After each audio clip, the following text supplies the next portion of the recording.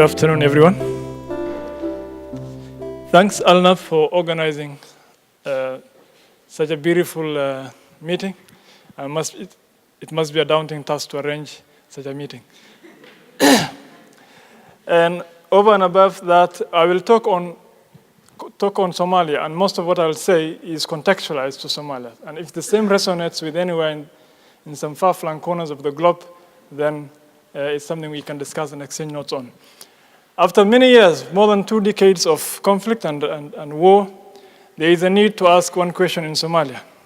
What can be done differently in order to address the crisis in Somalia? Because over and again, time and again, the crises have been repeating and there is a vicious cycle of crisis. Then a question cropped up.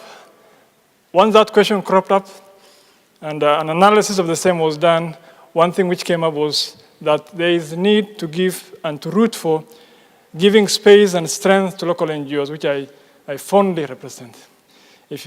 And I always advocate for the same. Solution begins at home. Charity begins at home. And I will give a brief overview of the humanitarian profile in Somalia. Yes, this world and any world is not fair. The actors in Somalia are not the same. They are not of the same strength. They are not in the same footing.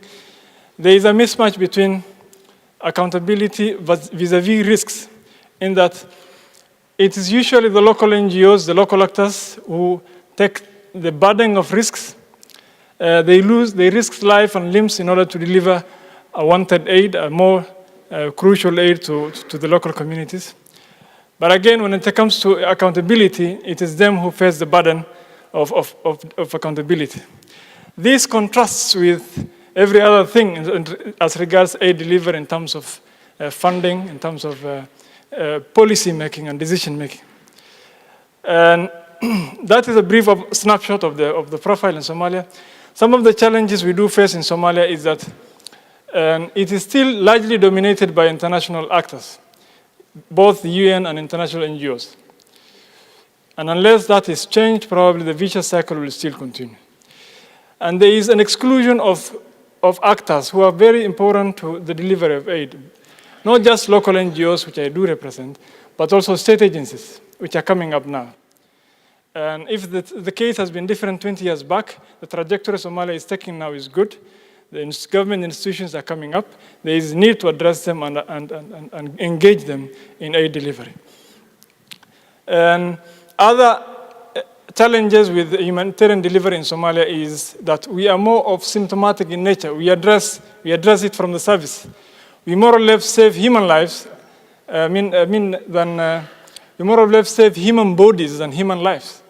You give food to someone who is about to die, but there is need for timeliness in humanitarian intervention. And unless you give people the skills necessary to prevent the recurrence of the same happening, then same thing will be addressed every year in, year out. So resilience building there will be very crucial. And we have also talked, giving the snapshot above before, I've said about the risk vis-a-vis accountability. But in contrast, you'll find that it is the international actors who get largely the direct funding from, relevant to local NGOs.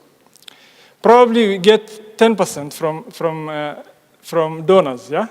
But largely the 90% goes to, yes, it's indirectly we still get funding, but by channeling it through other modes, you will still have some bureaucratic bottlenecks to address and finance. And this is what Oxfam, I think this is Oxfam US, trying to address where the money goes. They said 60% goes to red tape and bureaucratic channels. 60% of food aid. That's quite a lot. What are the lessons learned then? Something must change. We said for it to, if you keep doing the same thing and expecting a different result, then you're wrong. You must do something differently for you to get the different results. So we need to put local actors, Somali aid being one of them, in the front pedestal so that we try to address the problem differently. And there is need for mutual and practical accountability framework. It should be mutual and practical. Because if it's not practical and it's one-sided, then it won't work.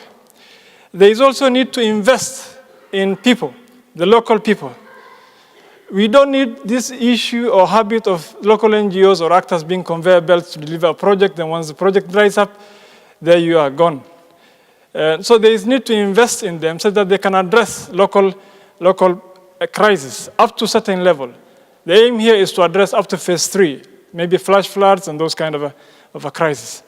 Timely response, bureaucratic bottlenecks ensure that it takes lengthy, and then when it becomes raining, when aid delivery starts, it's usually far between, and mostly after it has started raining. So it's too late for the day. And this is very crucial. If you don't reform, if you stop reforming, you'll probably start stagnating, right? So for OCHA, we want OCHA to reform, and this continuous reform must be in place. Some of the issues probably we'll highlight here are, next slide, are on the issue of cluster, it must reflect organic nature of the cluster system.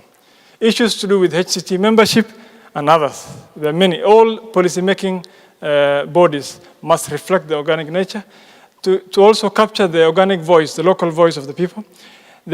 All the structural bottlenecks need to be addressed and need to reflect a contextualized form. It can't be one size fits all for all global cluster. And a lot of demystifications need to be done about risks, risk assessments. Why do you rate me high and the other one low? And who does it? Was I giving any forum to address any challenges that I do have? And skewed funding is one other thing we need to address. Lastly, but not least, timely response is very important. These and many more information in our stand at Agora. You will get them in both written form, and probably you might have received a few addresses from my friends in Oxfam. Thanks.